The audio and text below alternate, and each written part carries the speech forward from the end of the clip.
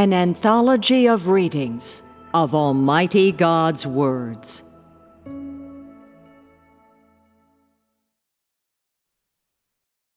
God Himself, the unique, 10.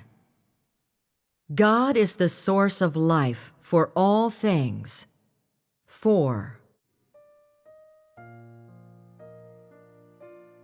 How God rules and administers the spiritual world. 1. The cycle of life and death of the unbelievers. For any soul, the role they play after being reincarnated, what their role is in this life, what family they are born into, and what their life is like are closely related to their past life. All kinds of people come into the world of man, and the roles they play are different, as are the tasks they carry out. And what tasks are these? Some people come to repay a debt. If they owed others too much money in their previous life, they repay a debt. Some people, meanwhile, have come to collect a debt. They were scammed out of too many things and too much money in their previous life. And so after they arrive in the spiritual world will give them justice and allow them to collect their debt in this life. Some people have come to pay a debt of gratitude. During their previous life, before they died, someone was kind to them. And in this life, they have been given a great opportunity to be reincarnated, and so they are reborn to repay this debt of gratitude. Others, meanwhile, have been reborn into this life to claim a life. And whose life do they claim? The person who killed them in their previous life. In sum, every person's present life bears a strong relationship to their previous life. It is inseparably connected. Which is to say, every person's present life is hugely affected by their previous life. For example, before he died, Zhang cheated Li out of a large amount of money. So does Zhang owe Li a debt? If he does, is it natural that Li should collect his debt from Zhang? And so, after they die, there is a debt to be settled between them. And when they are reincarnated and Zhang becomes human, how does Li collect his debt from him? One means is that Li collects his debt by being reborn as Zhang's son, with Zhang as his father. This would be what happens in this life, in the present life. Li's father, Zhang, earns lots of money, and it is squandered by his son, Li.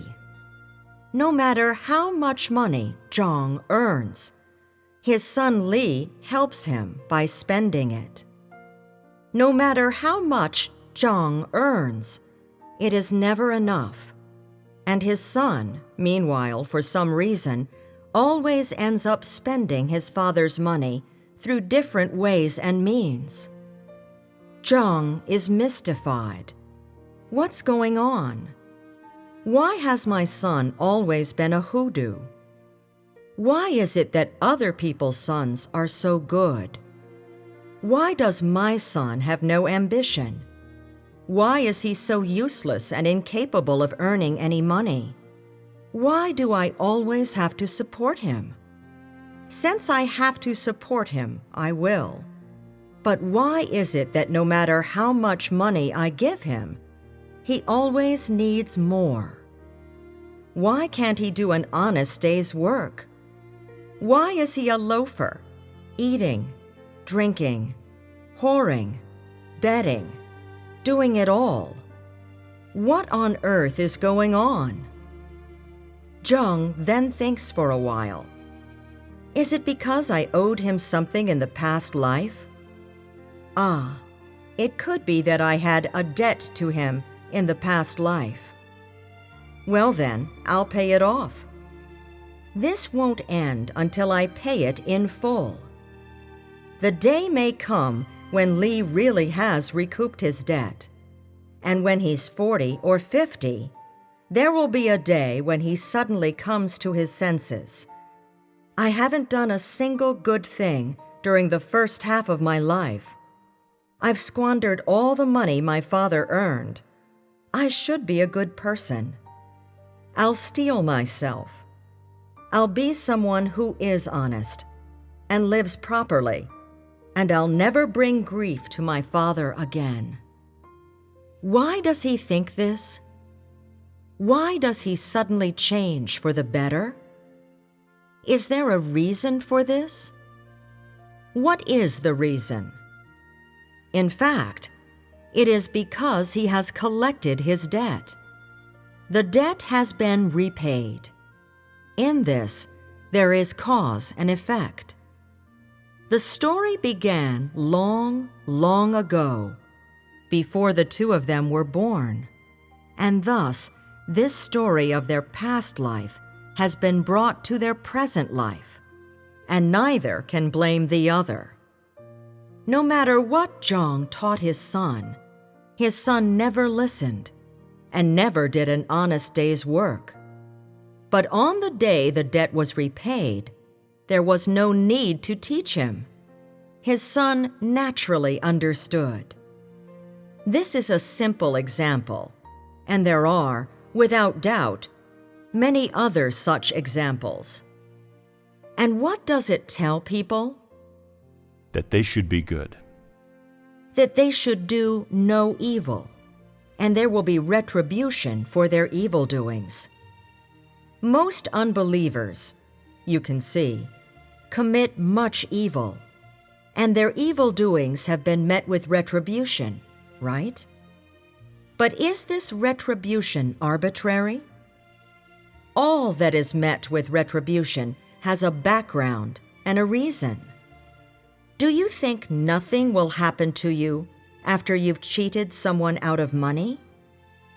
Do you think that, after having tricked them out of money, there will be no consequences for you after you've taken their money? That would be impossible. What goes around comes around. This is totally correct. Which is to say that regardless of who they are, or whether or not they believe that there is a God, every person must take responsibility for their behavior and bear the consequences of their actions. With regard to this simple example, Zhang being punished and Li being repaid, is it fair? It is fair. When people do things like that, there is that kind of result. And is it divorced from the administration of the spiritual world? It is inseparable from the administration of the spiritual world. Despite being unbelievers, those who do not believe in God, their existence is subject to such heavenly edicts and decrees from which no one can escape. No matter how high their position in the world of man, no one can avoid this reality. Those who have no faith often believe that everything that can be seen exists, while everything that can't be seen, or which is very far from people, doesn't. They prefer to believe that there is no cycle of life and death, and there is no punishment, and so they sin and commit evil without compunction, after which they are punished or reincarnated as an animal. Most of the various people among the unbelievers fall into this vicious circle. And why is that? Because they do not know that the spiritual world is strict in its administration of all living beings. Whether you believe or not, this fact exists, For not a single person or object can escape the scope of what is observed by God's eyes. And not a single person or object can escape the rules and limitations of the heavenly edicts and God's decrees. And so, I tell each of you this simple example. Regardless of whether or not you believe in God, it is unacceptable to sin and commit evil. There are consequences, and this is absolute. When someone who cheated another out of money is so punished, such punishment is fair and reasonable and righteous. Commonly seen behavior such as this is penalized by the spiritual world, is punished by the decrees and heavenly edicts of God. And so, grievously criminal and wicked behavior, raping and looting, fraud and deception, theft and robbery, murder and arson, and so on, is even more subject to an array of punishments of varying severity. And what do these punishments of varying severity include?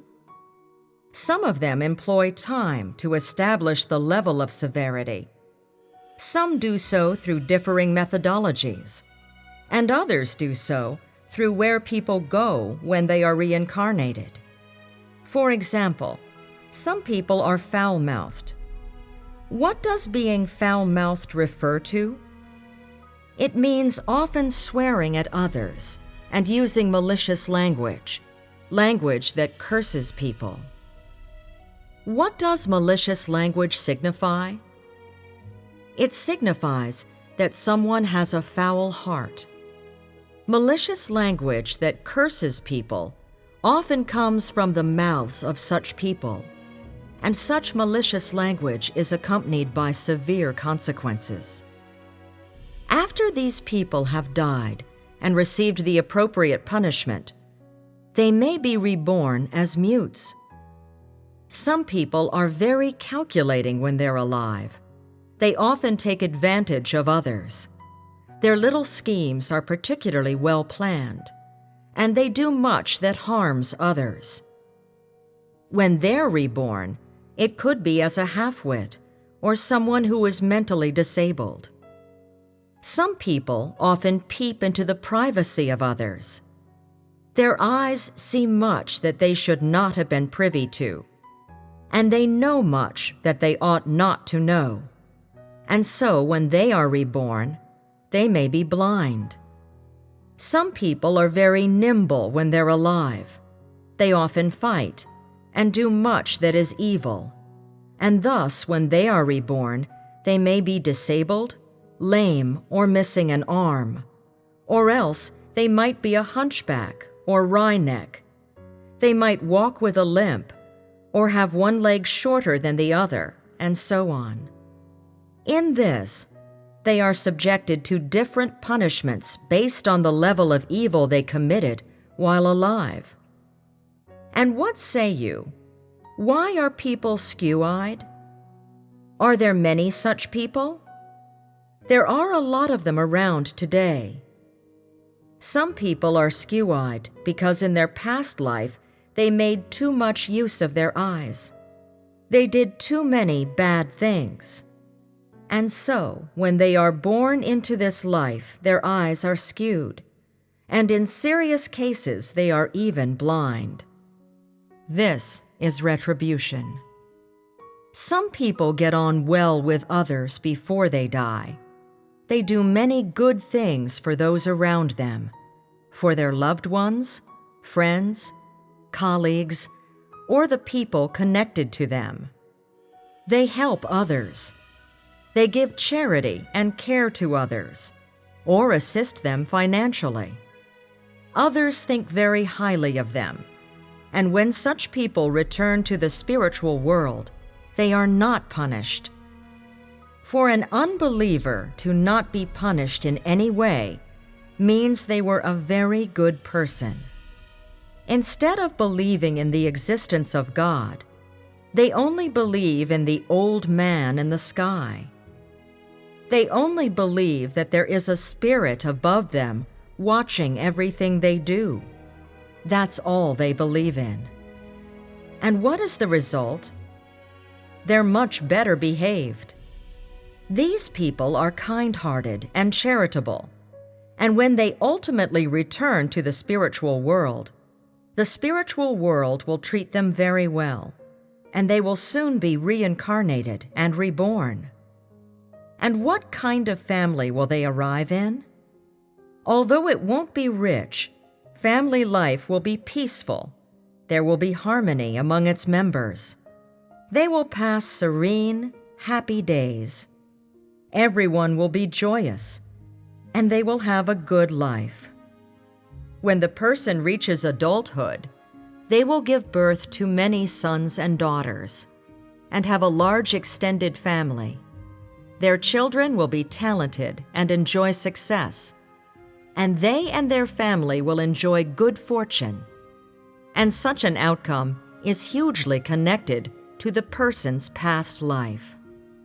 Which is to say, a person's whole life, right through to after they die and where they go when they are reincarnated, whether they are male or female, what their mission is, what they will go through in life, their setbacks, what blessings they enjoy, who they will meet, what will happen to them. No one can predict this, avoid it, or hide from it. Which is to say, after your life has been set, in what happens to you, however you try and avoid it, by whatever means you try and avoid it, you have no way of violating the life course set out for you by God in the spiritual world. For when you are reincarnated, your life's fate has already been set. Whether it be good or bad, everyone should face up to this and should keep going forward. This is an issue that no one who lives in this world can avoid, and no issue is more real. Right. You've understood all this, yes? Having understood this, do you see that God has very exacting and rigorous checks and administration for the cycle of life and death of the unbelievers? Firstly, God has established various heavenly edicts, decrees, and systems in the spiritual realm. And after the declaration of these heavenly edicts, decrees, and systems, they are strictly carried out as set by God, by beings in various official positions in the spiritual world, and no one dares violate them. And so, in the cycle of life and death of mankind in the world of man, whether someone is reincarnated as an animal or a person, there are laws for both. Because these laws come from God, no one dares break them, nor is anyone able to break them.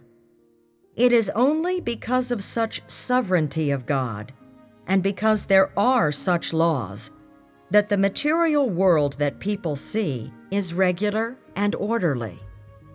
It is only because of such sovereignty of God that mankind is able to coexist peacefully with the other world that is completely invisible to mankind, and able to live in harmony with it, all of which is inextricable from God's sovereignty. After a soul's fleshly life dies, the soul still has life. And so what would happen if it were without God's administration? The soul would wander all over the place, intruding everywhere, and would even harm the living things in the world of mankind. Such harm would not only be toward mankind, but could also be toward plants and animals. But the first to be harmed would be people.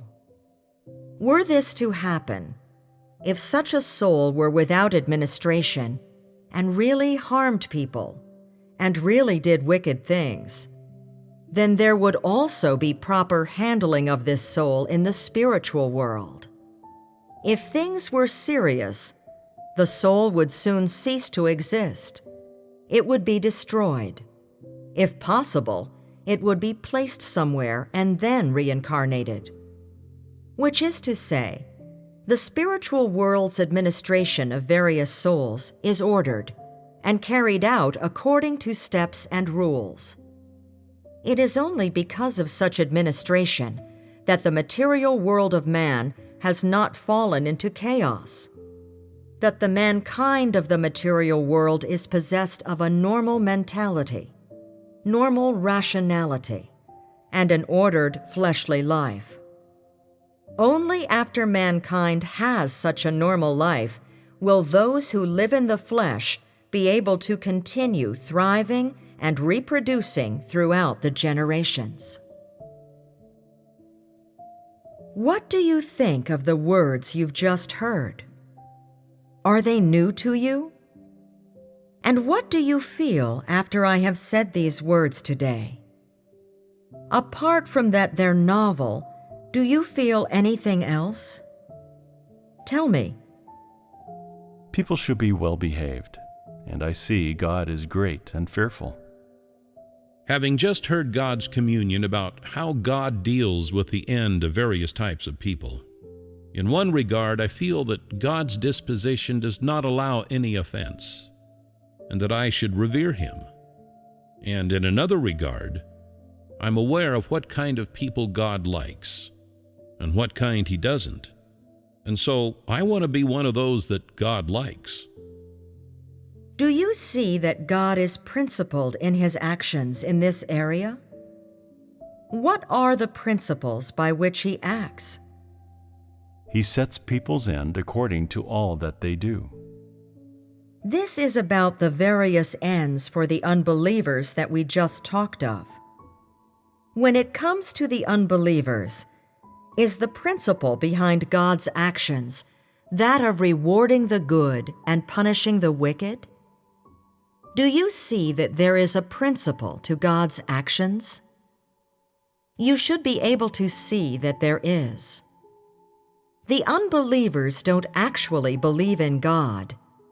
They do not obey God's orchestrations, and they are unaware of God's sovereignty.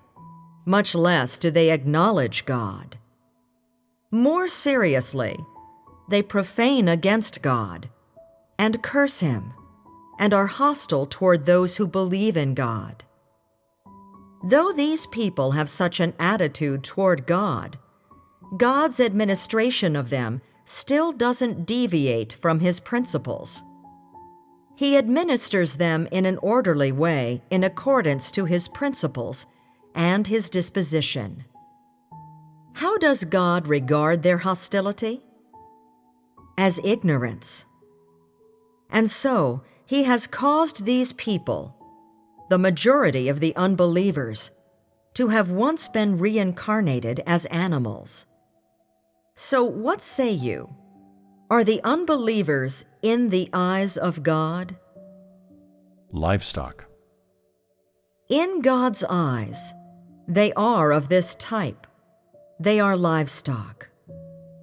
God administers livestock, and He administers mankind. And He has the same principles for this kind of people. Even in God's administration of these people and His actions toward them, there can still be seen God's disposition and the laws for His dominion over all things. And so, do you see God's sovereignty in the principles by which He administers the unbelievers that I just spoke of? Do you see God's righteous disposition? We do. You see God's sovereignty, and you see His disposition.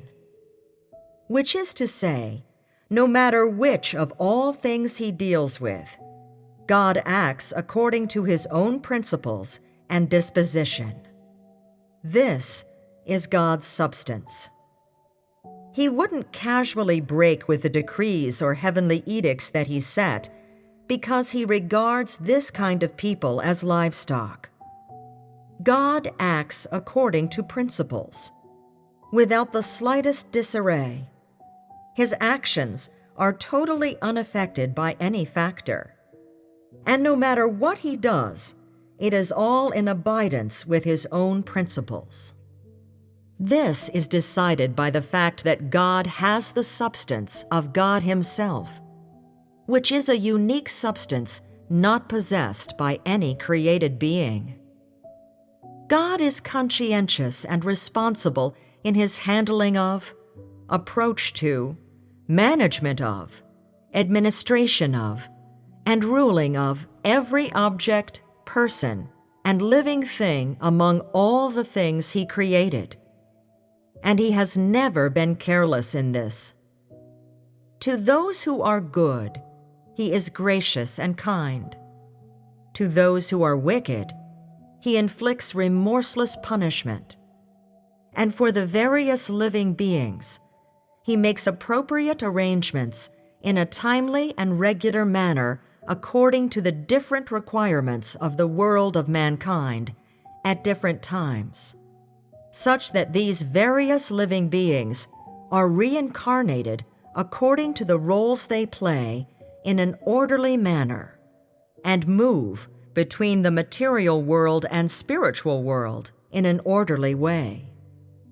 This is what should be understood and known by mankind.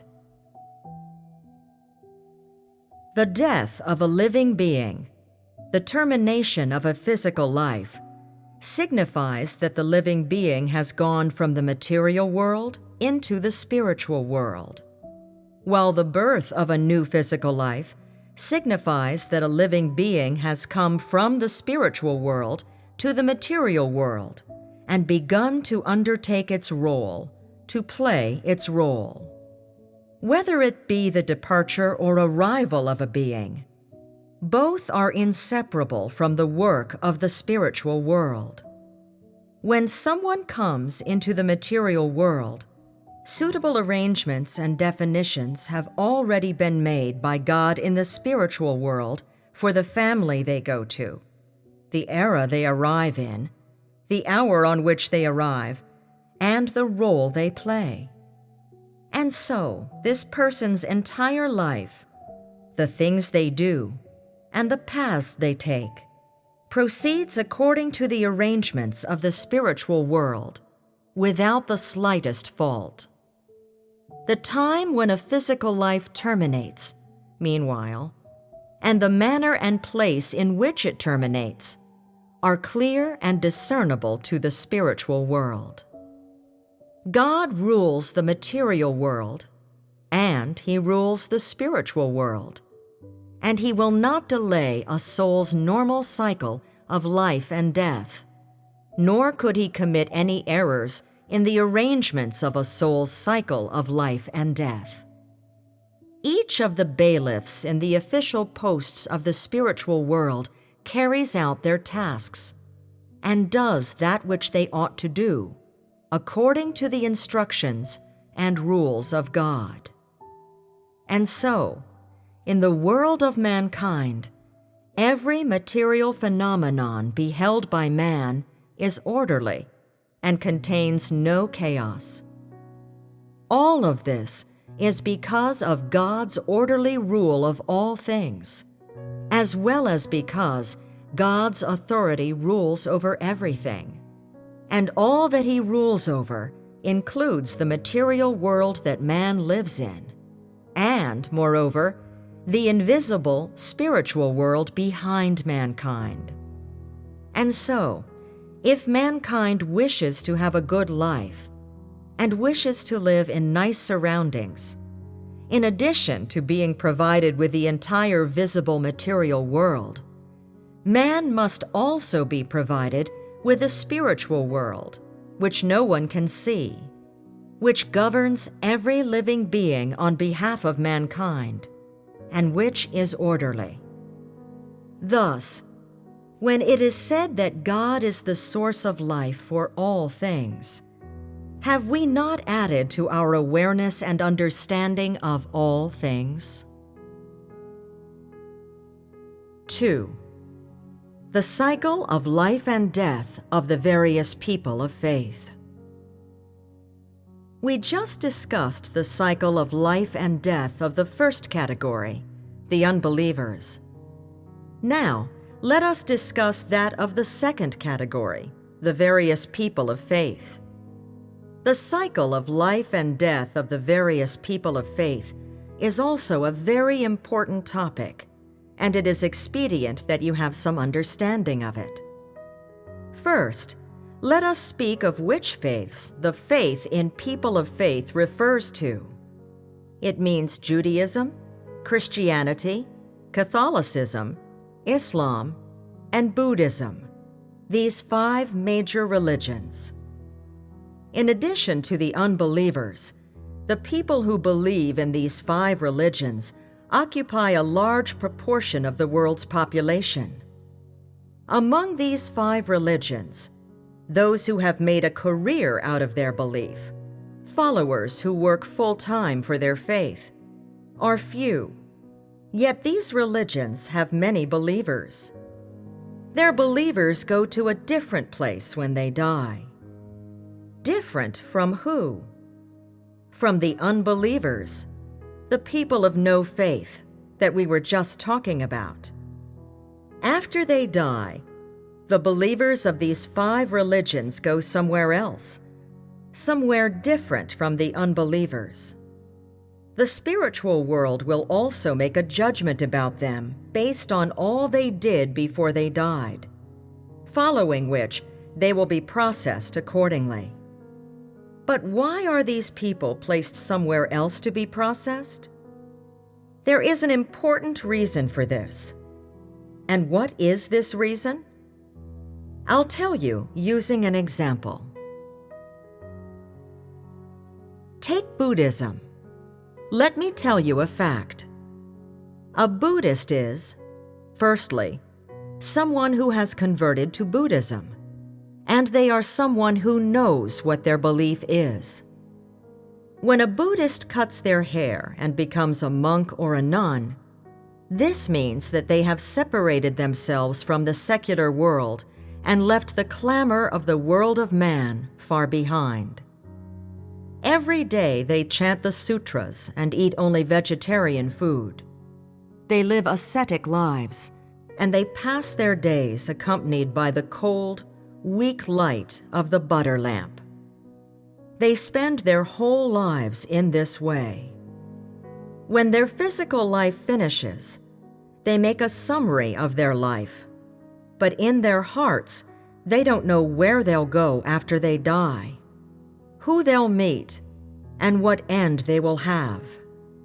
In their hearts, they are not clear about these things. They have done nothing more than blindly spend their whole life accompanied by a faith, after which they depart from the world accompanied by blind wishes and ideals. Such is the termination of their physical life when they leave the world of the living, and when their physical life has finished, they return to their original place in the spiritual world. Whether this person is reincarnated to return to earth and continue their self-cultivation depends on their behavior and self-cultivation prior to their death. If they did nothing wrong during their lifetime, they will quickly be reincarnated and sent back to earth again, where they will once again shave their head and become a monk or nun. They become a monk or nun 3 to 7 times. As per the first time's procedure, their physical body self-cultivates, after which they die and return to the spiritual world, where they are examined, after which, if there are no problems, they can return once more to the world of man and continue their self-cultivation, which is to say, they can once more convert to Buddhism and continue their self-cultivation. After being reincarnated 3 to 7 times, they will once more return to the spiritual world, to where they go each time their physical life finishes. If their various qualifications and behavior in the human world are in keeping with the heavenly edicts of the spiritual world, then from this point onward they will remain there. They will no longer be reincarnated as human, nor will there be any risk of them being punished for evildoing on earth. They will never again experience this process. Instead, as per their circumstances, they will take up a position in the spiritual realm. This is what Buddhists refer to as attaining Buddhahood. The attainment of Buddhahood chiefly means achieving fruition as an official of the spiritual world, and, thereafter, no longer reincarnating or being at risk of being punished. Moreover, it means no longer suffering the afflictions of being human after reincarnation. So, is there still any chance of them being reincarnated as an animal? No. This means that they will remain to take up a role in the spiritual world and will no longer be reincarnated. This is one example of attaining the fruition of Buddhahood in Buddhism. As for those who do not attain fruition, upon their return to the spiritual world, they become subject to the examination and verification of the relevant official, who discovers that while still alive, they had not diligently practiced self-cultivation, or been conscientious in reciting the sutras and chanting the Buddha's names as prescribed by Buddhism, and instead had committed many evil acts and engaged in a lot of wicked behavior. Then, in the spiritual world, a judgment is made about their evil-doing, and, following that, they are sure to be punished. In this, there are no exceptions. As such, when can such a person attain fruition? In a lifetime in which they commit no evil, when, after returning to the spiritual world, it is seen that they did nothing wrong before they died. They then continue to reincarnate, carrying on with reciting the sutras and chanting the Buddha's names, passing their days with the cold, weak light of a butter lamp, refraining from killing any living thing or eating any meat.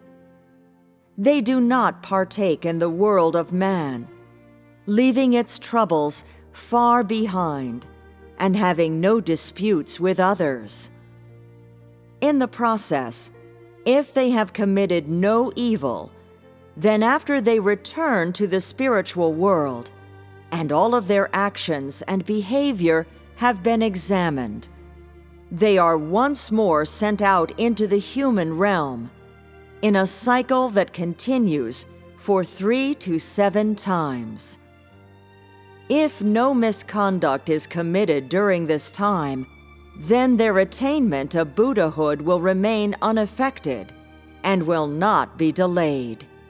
This is a feature of the cycle of life and death of all people of faith. They are able to attain fruition and to take up a position in the spiritual world. This is what makes them different from unbelievers.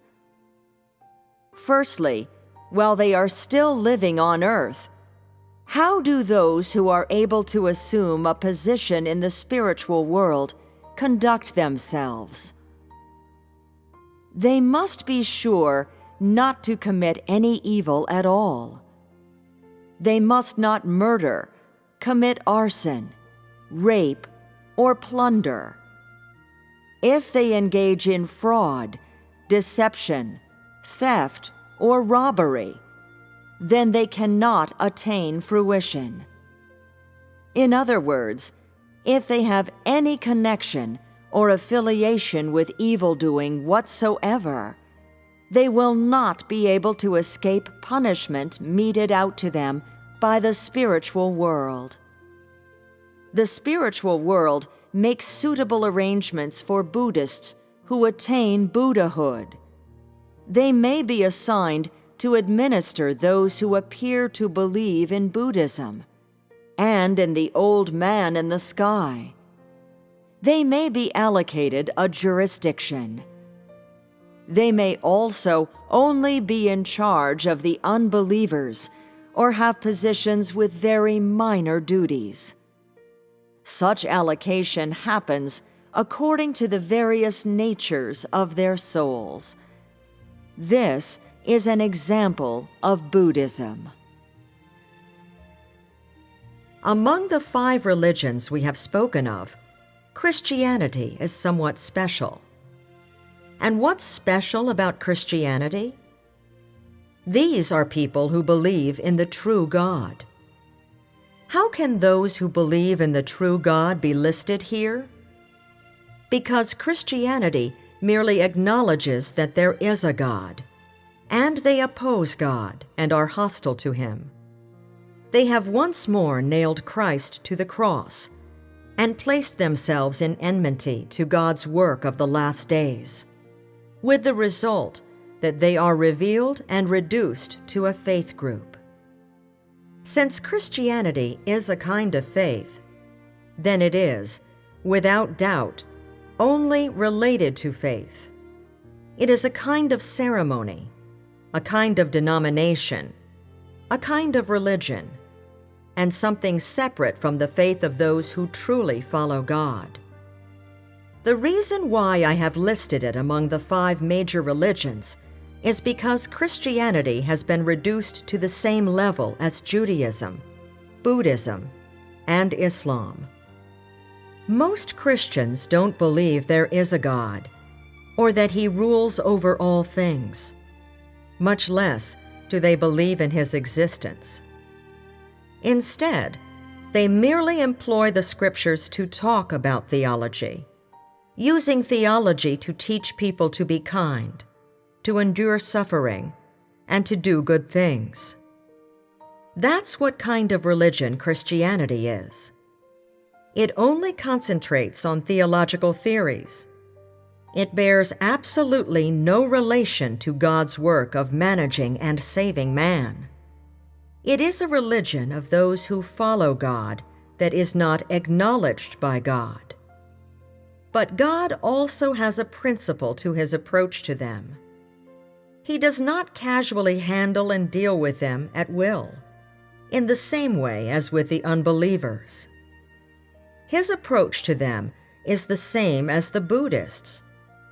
If, while they're alive, a Christian has self-discipline, is able to strictly abide by the 10 Commandments and the other commandments, and abide by the laws in the demands they make of their own behavior, and if they can do this their whole life, then they will also have to spend the same amount of time going through the cycles of life and death before they can truly attain the so-called rapture. After achieving this rapture, they remain in the spiritual world, where they take up a position and become one of its bailiffs.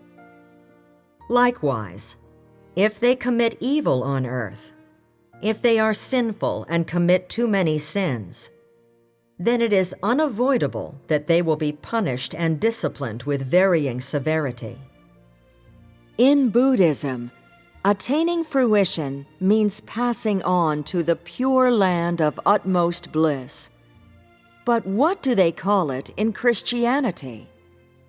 It is called entering heaven and being raptured. Those who are truly raptured also go through the cycle of life and death 3 to 7 times, after which, having died, they come to the spiritual world, as if they had fallen asleep. If they are up to standard, they can remain to take up a role, and, unlike the people on earth, will not be reincarnated in a simple way, or according to convention. Among all these religions, the end of which they speak, and for which they strive, is the same as the attainment of fruition in Buddhism. It is just that this fruition is achieved by different means. They are all birds of a feather. For the people of these religions who are able to strictly abide by religious precepts in their behavior, for this portion of people, God gives them a suitable destination, a suitable place to go to, and handles them appropriately. All of this is reasonable, but it is not as people imagine. Now, having heard what happens to Christians, how do you feel? Are you aggrieved for them? Do you sympathize with them? A little. There's nothing that can be done. They have only themselves to blame. Why do I say this? God's work is true. God is alive and real, and His work is aimed at all mankind and every person. So why don't the Christians accept this? Why do they manically oppose and persecute God? They're lucky even to have an end such as this. So why do you feel sorry for them? For them to be handled in this way shows great tolerance. Based on the extent to which they oppose God, they should be destroyed. Yet God does not do this, and merely handles Christianity the same as an ordinary religion. So is there any need to go into detail about the other religions? What is the ethos of all these religions? For people to be kind and commit no evil, suffer more hardships, do no evil, say nice things, do good deeds, don't swear at others, don't jump to conclusions about others, distance yourself from disputes, do good things, be a good person. Most religious teachings are like this. And so, if these people of faith, these people of various religions and denominations, are able to strictly abide by religious precepts, then they won't commit great errors or sins during the time that they're on earth, and after being reincarnated 3 to 7 times. Then by and large, these people, the people who are able to strictly abide by religious precepts, will remain to take up a role in the spiritual world. And are there a lot of such people? It's not easy to do good, or to abide by religious rules and laws. Buddhism doesn't let people eat meat. Could you do that? If you had to wear gray robes and chant sutras in a Buddhist temple all day, could you do it? It wouldn't be easy. Christianity has the 10 Commandments and the other commandments. Are these commandments and laws easy to abide by? They are not. Take not swearing at others. People are incapable of abiding by this rule, yes? Unable to stop themselves, they swear. And after swearing, they can't take it back. So what do? At night, they confess their sins. They can't stop themselves from swearing at others. And after doing so, there is still hate in their hearts. And they even go so far as to plan when they're going to harm them.